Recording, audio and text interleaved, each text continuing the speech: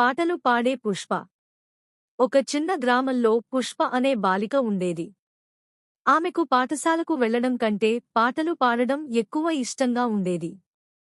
ఆమె మురళి వంటి స్వరంతో చిన్న వయసులోనే గ్రామంలోని పండుగలలో, ఊరూరి కచేరీలలో పాటలు పాడేది.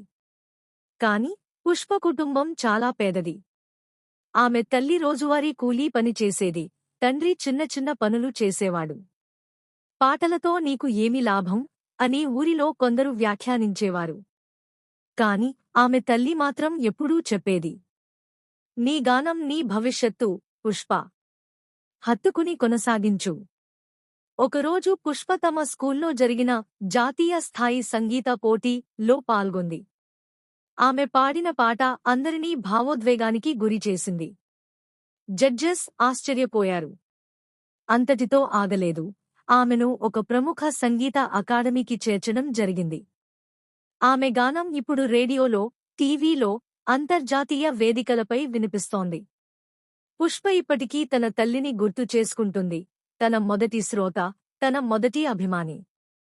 మోరల్: ప్రతిభకు పట్టణం అవసరం లేదు, ప్రోత్సాహమే చాలు.